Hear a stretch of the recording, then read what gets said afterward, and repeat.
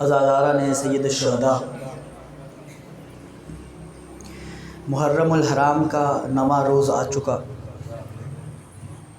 اور یقیناً ان دنوں میں عزادار جب جمع ہوتے ہیں تو مقصد صرف ایک ہوتا ہے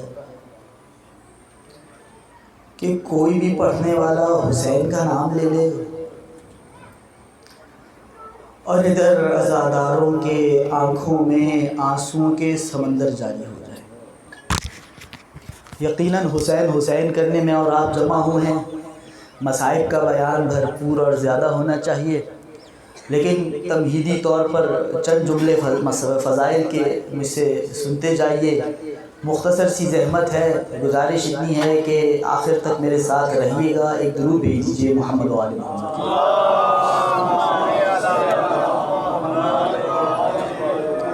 جس آیہ کریمہ کو سرنامہ سخن کے طور پہ آپ کی خدمت میں پیش کیا، سورہ صافات 37واں سورہ 23واں پارہ 83ویں آیت۔ حوالہ میرے نوجوان محفوظ کر لیں، 23واں پارہ 37واں سورہ 83ویں آیت سورہ صافات۔ ارشاد رب العزت ہوتا ہے وَإِنَّ مِن شِيعَتِهِ لَإِبْرَاهِيمَ،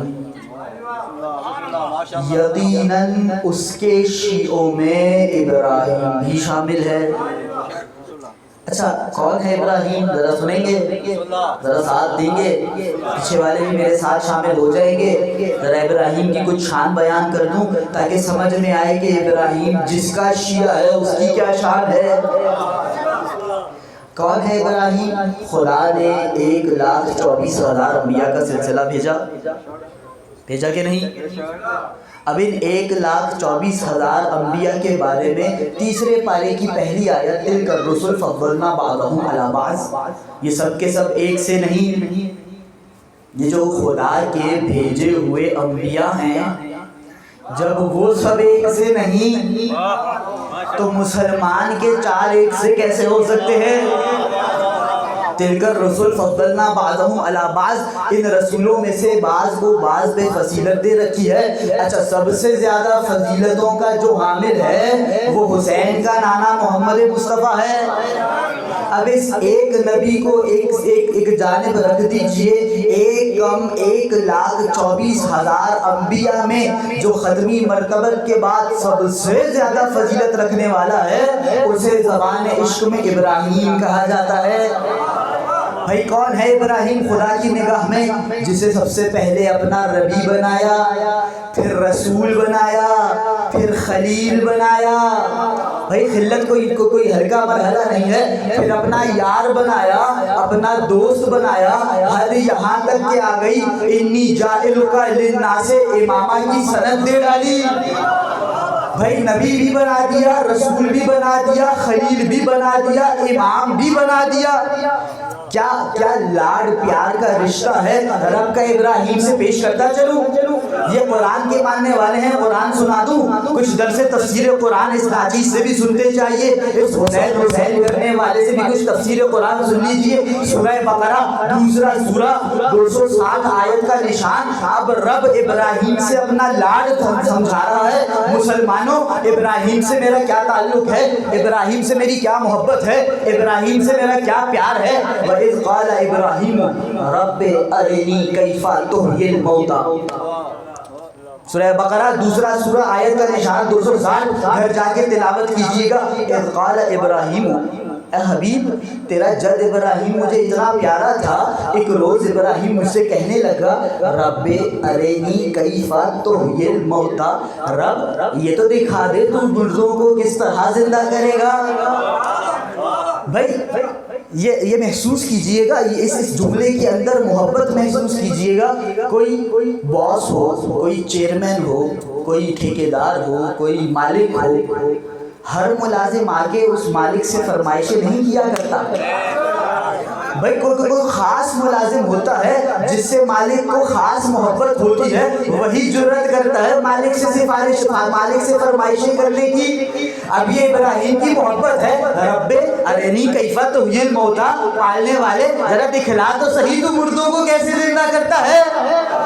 بھائی اب محبت دیکھیے، خدا نے ڈانٹ نہیں دیا ابراہیم خاموش ہو جاؤ، ہماری قدرت پہ شک کرتے ہو، یہ محبت کا مقام ہے، یہ خلیل سے کلام کر رہا ہے، رب ارینی کیف تحیی الموتی، پالنے والے ذرا ابراہیم کو دکھا تو صحیح تو مردوں کو کیسے زندہ کرتا ہے۔ ادھر سے آواز قدرت آئی، اولم تؤمن، ابراہیم کیا ایمان نہیں رکھتے؟ بھائی میں کر کے دکھا دوں گا، لیکن کیا تو رب پہ ایمان نہیں رکھتا؟ تیرا رب مردوں کو زندہ کر سکتا ہے؟ قال بلا ولکن لیطمئن قلبی، کہا رب ذوالجلال ایمان تو رکھتا ہوں لیکن ایک اطمینان کی کیفیت تک پہنچنا چاہتا ہوں۔ بھائی اب فرق محسوس کیجئے گا، آج کا مسلمان ہمارا گریبان پکڑتا ہے، تم اپنے مولا کو انبیاء سے بڑھ کر کیوں کہتے ہو؟ یہی بات واضح ہو گئی، ابراہیم رب سے کہہ رہے ہیں پالنے والے مردہ زندہ کر کے دکھا تو ابراہیم اطمینان کی منزل تک پہنچے۔ ادھر میرا مولا علی مرتضی اعلان کرتا ہے لو کشفت لی الغطاء لمزددت یقینا، اگر آسمان کے حجاب ہٹا دیے جائیں علی کے یقین میں اضافہ نہ ہوگا۔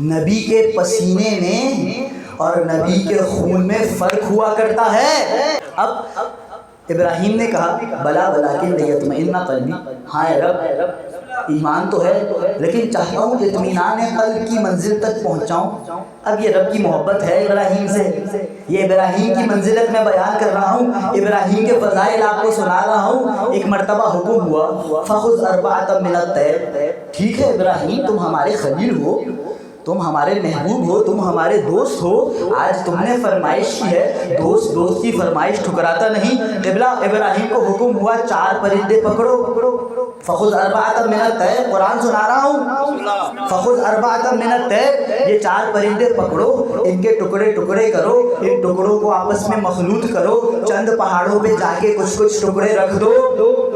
پالنے والے پھر کیا کروں؟ اب ان پرندوں کو بلاؤ۔ ادھر ابراہیم نے پہلے پرندے کو آواز دی، چیدہ پہاڑوں سے ٹکڑے جمع ہوئے، پرندہ زندہ ہوا، ابراہیم کے قدموں میں آ گیا۔ دوسرے پرندے کو آواز دی، کوئی پر ادھر سے اٹھا، کوئی ٹانگ ادھر سے اٹھی، پرندہ جڑا، ابراہیم کی بارگاہ میں آ گیا۔ تیسرے پرندے کو بلایا، تیسرا آ گیا، چوتھے کو بلایا، چوتھا آ گیا۔ بھائی اب نتیجہ دیتا چلوں، ساتھ ہو جائے، یہ پیچھے والے اس کاروان میں شامل ہو جائے، میں بہت اہم نتیجہ دینے لگا ہوں۔ اب ایک بات ثابت ہو گئی، قرآن کی روشنی میں یہ قاعدہ طے ہو گیا، اگر جانور بھی ہو، مرا ہوا بھی ہو، ٹکڑے ٹکڑے بھی ہو جائے، جب نبی پکارے تو آ جاتا ہے۔ بھائی میں کہاں لے کے جا رہا ہوں؟ جانور ہو، مرا ہوا ہو، پہاڑوں پہ ہو، نبی بلائے تو آ جاتا ہے۔ یہ کیسے انسان تھے؟ نبی زندوں کو بلا رہا تھا، پہاڑوں پہ جا رہے تھے۔ یہ ہے ابراہیم خلیل، یہ ہے خدا کے خاص نبی ابراہیم، اور رب العزت سورہ صافات میں کیا سند دے رہا ہے؟ وَإِنَّ مِن شِيعَتِهِ لَإِبْرَاهِيمَ، بے شک ابراہیم اس کے شیعوں میں شامل ہے۔ اچھا حضور اس کے کس کے؟ سوال پیدا ہوتا ہے۔ من شیعتہ، جو اہل لغت ہیں، جو عربی زبان سے آگاہی رکھتے ہیں، ہی ضمیر ہے، اس کے شیعہ، حضور اس کے کس کے؟ اب ایک قرآن کا طریقہ ہے، قرآن کا ایک انداز ہے، ایک قرآن کا ظاہر ہوا کرتا ہے جو کوئی بھی پڑھنے والا سمجھ لے گا، ایک اس کی تعویل ہوا کرتی ہے، اس کا باطن ہوا کرتا ہے، ایک ظاہر سمجھ میں آنے والا معنی ہوتا ہے جو میں اور آپ بھی سمجھ لیں گے، ایک باطنی وہ معنی ہوتا ہے جو سمجھانے والے کے بغیر سمجھ میں نہیں آتا۔ اب ظاہر کیا ہے؟ پیچھے جناب نوح کا تذکرہ چل رہا ہے، حضرت نوح کے قصیدے پڑھتے پڑھتے قرآن کہتا ہے وَإِنَّ مِن شِيعَتِهِ لَإِبْرَاهِيمَ، یہ ابراہیم بھی اسی نوح کے پیروکاروں میں سے ہے۔ یہ ہو گیا وہ ظاہر جو میں اور آپ سمجھ لیں گے۔ آئیے جبینے ٹیکتے ہیں بارگاہ اہل بیت کے سامنے۔ مولا جو ہم نے سمجھا وہ یہ تھا ابراہیم نوح کے شیعوں میں سے ہے، اب آپ سمجھا دیجئے آپ کا رب اس آیت میں کیا کہنا چاہ رہا ہے۔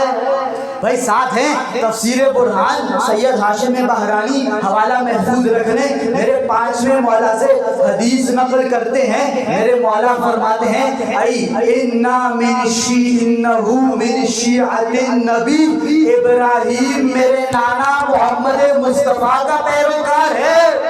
بھائی بات رکی نہیں، پھر مولا نے دوسرا جملہ ارشاد فرمایا فَهُوَ مِن شِیعَۃِ علی، اور جو میرے نبی کا پیروکار ہوگا وہ علی کا شیعہ ہوگا۔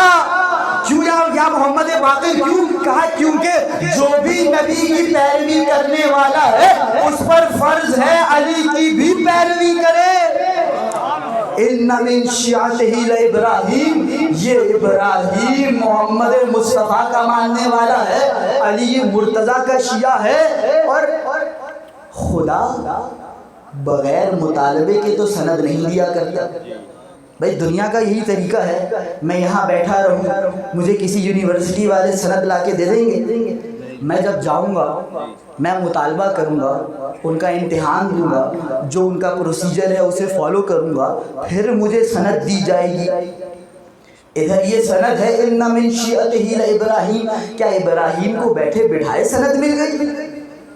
بھائی ابراہیم نے بھی کہیں مطالبہ کیا ہوگا، کوئی 2-4 امتحان دیے ہوں گے تو یہ سند ملی ہوگی۔ میرے ساتھ ہیں تو مجھے سمجھائیے، بھائی بات پہنچ رہی ہے پیچھے والوں تک، آخر والوں تک بات پہنچ رہی ہے۔ ابراہیم نے کبھی مطالبہ کیا ہوگا تو سند ملی ہوگی۔ اچھا کب مطالبہ کیا ابراہیم نے؟ سنتے ہیں تو سنا دیتا ہوں۔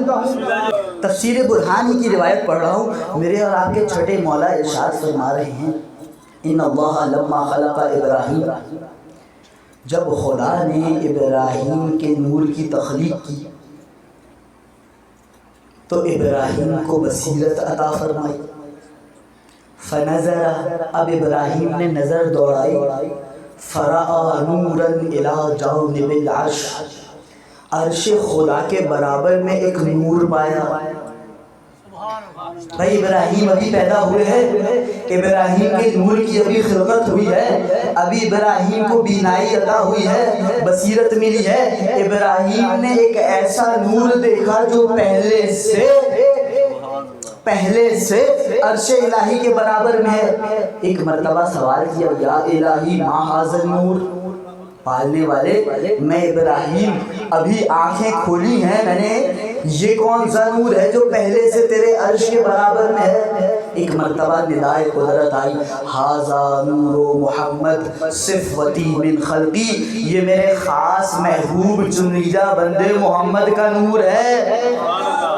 پھر ایک مرتبہ ابراہیم نے نظر دوڑائی، ایک اور نور دیکھا، سوال کیا پالنے والے یا الہی وما ھذا النور، اے پالنے والے وہ محمد کا نور ہے، یہ کس کا نور ہے؟ آواز آئی ھذا نور علی بن ابی طالب ناصر دینی، میرے دین کی قدم قدم پہ نصرت کرنے والے میرے علی کا نور ہے۔ ایک مرتبہ پھر دیکھا 3 انوار موجود ہیں۔ ابراہیم نے پھر سوال کیا وما ھذہ الانوار، پالنے والے یہ نور کیا ہیں؟ اب رب العزت نے قصیدہ پڑھنا شروع کیا، ھذا نور فاطمہ فتمت محبیہا من النار وھذان نوران ولدیہ الحسن والحسین، یہ ایک نور میری کنیز خاص فاطمہ کا نور ہے۔ ابراہیم یہ مجھ رب کا قول ہے، وعدہ ہے، کلام ہے، اس کے چاہنے والوں کو جہنم سے دور رکھوں گا۔ یہ اس کے بیٹے حسن اور حسین کا نور ہے۔ پھر اس کے بعد ابراہیم نے 9 انوار دیکھے جو ان 5 انوار کے گرد حلقہ بنائے تھے۔ ایک مرتبہ سوال کیا وما ھذہ الانوار التسعہ، یہ 9 نور کیا ہے؟ رب العزت نے ارشاد فرمایا کہ یہ ان علی و فاطمہ کی اولاد میں سے 9 ائمہ کے نور ہیں۔ گویا ابراہیم کی تشفی نہیں ہوئی، بس سنیے گا، گویا ابراہیم کی تشفی نہیں ہوئی، پالنے والے ائمہ کے نور ہیں، ابھی ابراہیم کی تشنگی باقی ہے، ابھی طلب باقی ہے۔ بحق هذه الخمسہ الا عرفتنی هذه التسعہ، پالنے والے ان پنجتن کا واسطہ ان 9 کے بھی نام بتلا، بھائی ان 9 کے بھی نام بتلا۔ جب تک ابراہیم کی کانوں میں نام نہیں آئیں گے، ابراہیم کو سرور نہیں آئے گا، ابراہیم کو سکون نہیں آئے گا۔ اب رب نے قصیدہ امامت پڑھنا شروع کیا، یہ پہلا علی ابن حسین، اس کے بعد محمد ابن علی، پھر جعفر ابن محمد، پھر موسیٰ ابن جعفر، پھر علی ابن موسیٰ، پھر محمد ابن علی، پھر علی ابن محمد، پھر حسن ابن علی، اور یہ آخری حجت القائم المہدی۔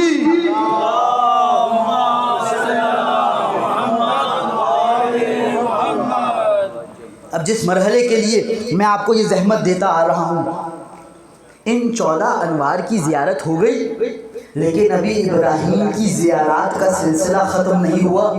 ایک مرتبہ دیکھا اور رب العزت سے سوال کیا، پالنے والے یہ اتنے نور جن کی تعداد تو میں ابراہیم گن ہی نہیں پا رہا، لا یحصی عددہا الا انت، تیرے سوا ان کی تعداد کو ہی نہیں جانتا، قد احدقوا بہم، جو ان کے گرد اس طرح حلقہ بنائے ہیں جس طرح شمع کے گرد پروانے گھوما کرتے ہیں۔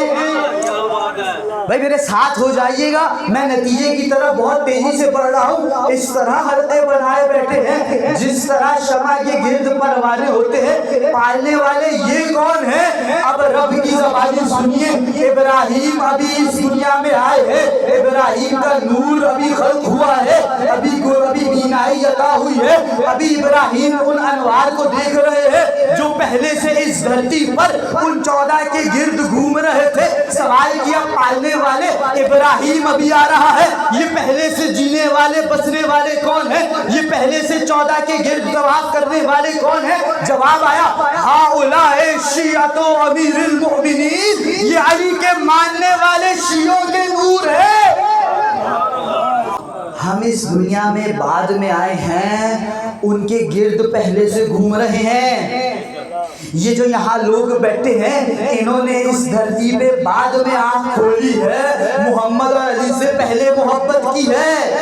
انہوں نے اس دنیا میں آ کر بعد میں قدم رکھا ہے۔ فاطمہ کے دیوانے یہ پہلے سے ہیں، حسین کے عاشق یہ پہلے سے ہیں، اور اس عشق کا معیار کیا ہے سنیں گے؟ میں قرآن پڑھ رہا ہوں، اب تک میں نے قرآن سنایا ہے، 2 احادیث تفسیر سے پیش کی ہے، اب پھر کچھ قرآن سن لیجئے۔ کیا سمجھا رہا ہوں میں؟ یہ جو عشق ان پروانوں کا ان ہستیوں سے ہے، یہ اس دنیا میں آ کر نہیں ہوا، یہ اس دنیا میں آنے کے بعد میں اور آپ علی سے محبت کرنے والے نہیں بنے۔ اگر میں اور آپ سمجھتے ہیں ہم اپنی محنت سے علی کی محبت کو دل میں سموئے ہوئے ہیں، یہ میری اور آپ کی غلط فہمی ہے۔ یہ اس نور کی برکت ہے جو خدا نے اس زمین کو خلق کرنے سے پہلے خلق کر رکھا تھا۔ یہ اس نور کی برکت ہے جسے اس دھرتی کی خلقت سے پہلے خلق کیا جا چکا تھا۔ رب نے وہ نور تمہارے سینے میں ڈالا تو آج علی علی کر رہے ہو۔ اور یہ نور ہمیں کہاں تک لے جائے گا، یہ عشق ہمارا کہاں تک جائے گا؟ سن رہے ہیں تو میں سنا دوں۔ حضور صاحب اجازت ہے، قرآن کی 2 آیات پیش کرنے لگا ہوں، سورہ زمر۔ کیا بتلا رہا ہوں؟ یہ عشق کہاں تک جائے گا۔ سورہ زمر 2 آیتیں پڑھ رہا ہوں، پوری آیتیں نہیں پڑھ رہا، شروع کا حصہ پڑھ رہا ہوں۔ 71ویں آیت 73ویں آیت۔ ایک آیت میں قبلہ جہنمیوں کا تذکرہ ہے جو یہاں آنے سے کتراتے ہیں۔ میرے ساتھ ہیں کہ نہیں؟ میں کچھ کہہ کے گزر گیا ہوں۔ ایک آیت میں جہنمیوں کا تذکرہ ہے جو یہاں کہیں نظر نہیں آئیں گے، دور دور سے بھاگیں گے، اور ایک آیت میں جنتیوں کا تذکرہ ہے جو دائیں بائیں بکھرے پڑے ہیں۔ اب پہلے جہنمیوں کا تذکرہ کر رہا ہے رب، 71ویں آیت، وَسِيقَ الَّذِينَ كَفَرُوا وَسِيقَ الَّذِينَ كَفَرُوا إِلَى جَهَنَّمَ زُمَرًا۔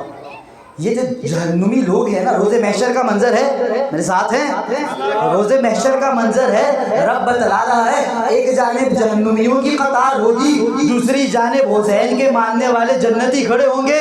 اب جہنمیوں کا کیا حال ہوگا؟ وَسِيقَ الَّذِينَ كَفَرُوا إِلَى جَهَنَّمَ زُمَرًا۔ سیقہ عربی زبان میں قبلہ دھکیلنے کو بولتے ہیں. دو لفظ ہے، ایک ہے قادہ اور ایک ہے ساقہ.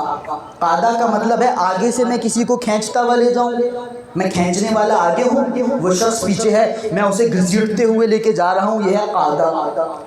اور ایک ہے میں پیچھے سے کسی کو دھکا دیتے ہوئے لے جاؤں، یہ ہے ساقہ. ساتھ ہیں؟ بات مشکل تو نہیں ہو رہی، مفہوم پہنچ رہا ہے. قرآن کی تفصیل بیان کر رہا ہوں، قرآن کو ماننے والے ذرا میرا ساتھ دے. وَسِيقَ الَّذِينَ كَفَرُوا إِلَىٰ جَهَنَّمَ زُمَرًا، یہ جو جہنمی ہوں گے، جہنم میں جانے سے گھبرا رہے ہوں گے، پریشان ہوں گے، آگ ہے، سانپ ہیں، بچھو ہیں، پیپ ہے، حمیم ہے، نار ہے، پالنے والے کچھ بچ بچا ہو جائے، جواب آئے گا تیرے دل میں علی کا بوجھ تھا، تو جہنم کی طرف چلا جا، نہیں جائے گا. وَسِيقَ الَّذِينَ كَفَرُوا إِلَىٰ جَهَنَّمَ زُمَرًا، دھکیل دھکیل کے جہنم میں بھیجا جائے گا. بادل خواستہ نہیں جائے گا، دھکے دے دے کر بادل ناخواستہ اسے جہنم میں بھیجا جائے گا. یہ جہنمیوں کی حالت. اور ادھر جنتیوں کا تذکرہ شروع کیا، یہ تھی 71ویں آیت. 73ویں آیت میں ارشاد ہوا، کیا ارشاد ہوا؟ وَسِيقَ الَّذِينَ اتَّقَوْا رَبَّهُمْ إِلَى الْجَنَّةِ زُمَرًا. یہ جو دنیا میں تقوی الہی اختیار کرنے والے ہیں، یہ جو علی علی حسین حسین کرنے والے ہیں، انہیں بھی جنت کی جانب دھکیلا جا رہا ہوگا. ایک ہی لفظ استعمال ہوئے، سیق الذین کفروا، کافروں کو بھی دھکیلا جائے گا، سیق الذین اتقوا، متقیوں کو بھی دھکیلا جائے گا. بھائی پالنے والے یہ کیسا انصاف؟ میرے ساتھ ہیں؟ سوال پہنچ رہا ہے. پالنے والے جہنمیوں کو تو دھکیلا جائے گا، سمجھ میں آتا ہے کون اپنی مرضی سے جہنم میں جائے گا؟ یہ دنیا بھر جنت کے لیے عبادت کرنے والا مسلمان، یہ تو جنت کو دیکھ کر خود بڑھ بڑھ کے جنت میں جائے گا. پالنے والے یہ کیا نوبت آ گئی، یہ کیا منزل ہے، یہ کیا صورتحال ہے کہ اس جنتی کو بھی دھکیل دھکیل کے جنت میں بھیجا جا رہا ہے. بھائی سوال پہنچ گیا، سوال واضح ہو گیا. اب جواب دیتا چلوں. اب یہ جو میں جواب آپ کی خدمت میں پیش کر رہا ہوں، نجف اشرف کے بزرگ عالم دین آیت اللہ بشیر حسین نجفی صاحب، پاکستان سے تعلق ہے. سن 65 میں نجف گئے تھے، آج تک نجف میں علی کے دروازے پہ علم کی بھیک مانگ رہے ہیں.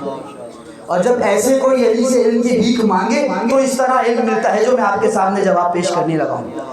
یہ ان کا جملہ ہے، نجف اشرف نے سن رکھا ہے، وہ میں آپ کی سماعتوں کی نظر کر رہا ہوں. قبلہ نے یہ سوال رکھا اور کہنے لگے میں نے بہت سوچا کہ آخر کیوں جنتیوں کو دھکیل دھکیل کے جنت کی جانب بھیجا جائے گا؟ حضور ہم تو نماز روزہ حج و زکوٰۃ خمس و جہاد سب جنت کی خاطر کرتے ہیں، اب جب جنت سامنے آ گئی ہے دوڑے چلے جائیں گے، یہ فرشتوں کو دھکا لگانے کی ضرورت کیوں پیش آ رہی ہے؟ کہتے ہیں میں نے تفاسیر کا مطالعہ کیا، اپنے سنی بھائیوں کی تفاسیر کا بھی مطالعہ کیا، اہل تشیع نے جو تفاسیر لکھی ان کا بھی مطالعہ کیا. اس سوال کا جواب مجھے بےتاب کیے تھا، پریشان کیا تھا، بے چین کیا تھا. آخر قیامت میں کیا ہوگا جو جنتی جنت میں نہ جائے گا، دھکے دے دے کے جنت میں بھیجا جائے گا؟ کہتے ہیں میں نے بڑی تفاسیر کا مطالعہ کیا، مجھے جواب نہ ملا. اور آخر کار میرے سامنے میرے مولا و آقا کی ایک حدیث آئی جس نے اس گتھی کو سلجھایا. اب سوال جتنا مشکل ہے جواب مشکل کشا کے در سے ہی آئے گا. اب کیا حدیث ہے سنیں گے؟ سن رہے ہیں تو میں پیش کرتا چلوں. روایت میں آیا روز محشر ہوگا، قیامت کا دن ہوگا، میزان نصب ہو چکا ہوگا، حساب و کتاب ہو چکا ہوگا، پل صراط بچ چکی ہوگی، تمام معاملات طے ہو چکے ہوں گے، جہنمیوں کو دھکے دے دے کر جہنم میں بھیج دیا گیا ہوگا. اب رب العزت کی جانب سے اعلان ہوگا. کیا اعلان ہوگا؟ اعلان ہوگا کہ اس دنیا میں جو حسین کی خاص خدمت کرنے والے تھے ان کے لیے جنت میں جانے سے پہلے ایک خاص تحفہ ہے. یہ آپ لوگوں کی بات ہو رہی ہے، آپ بڑی خاموشی سے سن رہے ہیں، یہ آپ حدیث کا حق ادا نہیں کر رہے۔ میری کیا اوقات، میرے کیا الفاظ، میں آپ کو حدیث سنا رہا ہوں، ویسے سنیے جیسے حدیث سننے کا حق بنتا ہے۔ اس دنیا میں جو حسین کی خاص خدمت کرنے والے تھے، یہ جو فرش عزا بچھانے والے ہیں، یہ جو سبیلیں لگانے والے ہیں، یہ جو علم اٹھانے والے ہیں، یہ جو مولا کا لنگر کرنے والے ہیں، یہ جو یہاں آ کے ذکر کرنے والے ہیں، یہ جو یہاں بیٹھ کے ذکر سننے والے ہیں، یہ جو علی علی حسین حسین کرنے والے ہیں، جنت میں جانے سے پہلے قبلہ اجازت ہے، ان کے لیے خاص تحفے کا انتظام ہے۔ پالنے والے کیا تحفہ ہے؟ کہا تمہاری دنیا میں بڑی تمنا تھی حسین کی زیارت کرو۔ ہر بندے کی دل کی تمنا تھی پالنے والے میں کسی طرح کربلا کی دھرتی پر پہنچ جاؤ، یہ گنہگار آنکھیں فاطمہ کے لال کی زری کی زیارت کر لیں، فاطمہ کے لال کے گنبد کی زیارت کر لیں، یہ تیرے دل کی تمنا تھی، تو دنیا میں یہ تمنا دل میں بسائے رکھا، کوئی زیارت کو چلا گیا، کوئی نہ جا سکا، اب رب اس نیکی کا بدلہ چکائے گا، یہ تیری دنیا کی تمنا تھی، آج رب قیامت میں پوری کرے گا۔ دنیا میں تو چاہتا تھا حسین کی زری کو دیکھ لے، جا تیرا رب کریم ہے، آج خود حسین کو دیکھ لے۔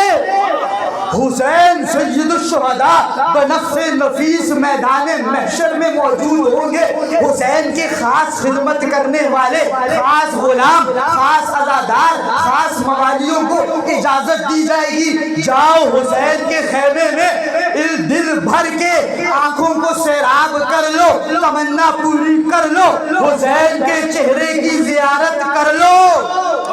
بھائی اب یہ روایت کا جملہ ہے، وہ لوگ جمع ہو جائیں گے، ادھر اعلان شروع ہو جائے گا، جہنم میں جانے والے جہنم میں جائیں، وہ کترا رہے ہوں گے، دھکیل دھکیل کے جہنم میں ڈال دیا جائے گا۔ وسیق الذین کفروا الی جہنم زمرا، ادھر جہنمی جہنم چلے جائیں گے، حسین والے حسین کو دیکھ رہے ہوں گے، ادھر دوسرا اعلان شروع ہوگا، جنت والے جنت میں چلے جائیں، ادھر حسین والے حسین کو دیکھ رہے ہوں گے، ادھر اعلان ہوگا جنت والے جنت میں چلے جائیں، حسین والا حسین کا چہرہ دیکھ رہا ہے، ارے جنت والوں جنت میں چلے جاؤ، حسین والا حسین کی آنکھیں دیکھ رہا ہے، ارے خدا کا واسطہ جنت میں چلے جاؤ، جنت انتظار کر رہی ہے، نعمتیں انتظار کر رہی ہے، رحمتیں انتظار کر رہی ہیں، حوریں انتظار کر رہی ہیں، درخت انتظار کر رہے ہیں، باغات انتظار کر رہے ہیں، غلمان انتظار کر رہے ہیں، دودھ اور شہد کی نہریں تمہارے لیے اپنی پلکیں بچھائی بیٹھی ہیں، حسین والا حسین کو دیکھ رہا ہے، شغلنا عن الجنت بالنظر الی الحسین، جنت دے دو کسی اور کو، میرے لیے حسین کافی ہے۔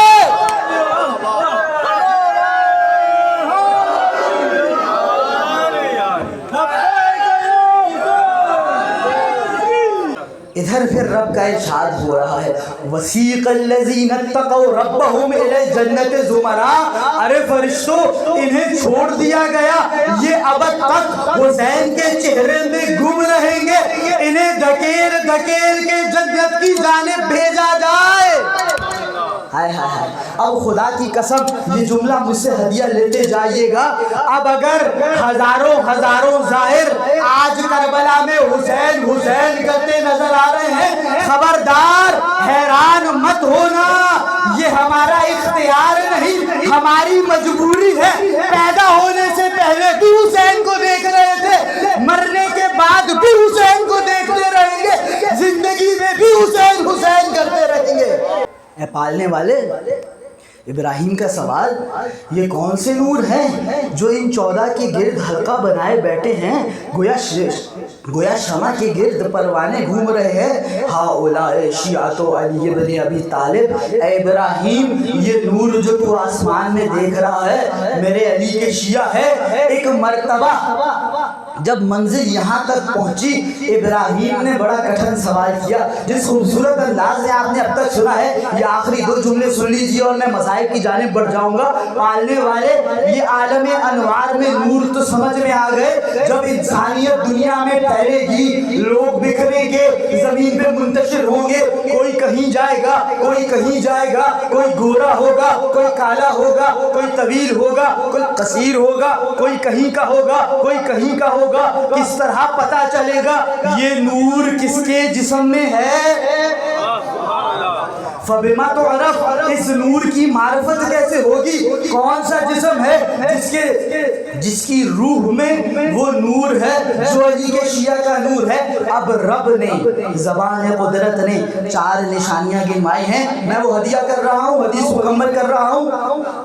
بالصلاۃ 51, یہ 51 رکعت نماز سے پہچانے جائیں گے. اگر چاہتے ہو تلاش کرو کون سے جسم میں علی والے کا نور ہے, وقت نماز دیکھ لو. بالصلاۃ 51, والتختم فی الیمین, داہنے ہاتھ میں انگوٹھی ہوگی. والجہر بسم اللہ الرحمن الرحیم, بلند آواز میں بسم اللہ پڑھا کریں گے. والقنوت قبل الرکوع, نماز میں رکوع سے پہلے قنوت پڑھا کریں گے. اب ابراہیم نے علی کے شیعوں کی فضیلت بھی دیکھ لی, علی کے شیعوں کی نشانیاں بھی دیکھ لی. میں نے یہیں سے بات شروع کی تھی نا, کوئی سند اس وقت دی جاتی ہے جب مطالبہ کیا جائے ایک مرتبہ ابراہیم کے دل میں جو رسول ہے, نبی ہے, خلیل ہے, امام ہے, تڑپ پیدا ہوئی پالنے والے, اللہم اجعلنی من شیعت امیر المؤمنین, پالنے والے اگر شیعہ کا یہ مقام ہے, میں ابراہیم ہاتھ جوڑ کے دعا مانگتا ہوں مجھے بھی علی کا شیعہ بنا دے. ادھر مطالبہ ہوا, ادھر سورہ صافات میں اعلان ہوا وَإِنَّا مِن شِيعَتِهِ لَإِبْرَاهِيمَ, بتحقیق ابراہیم بھی اس کے شیعوں میں شامل ہے.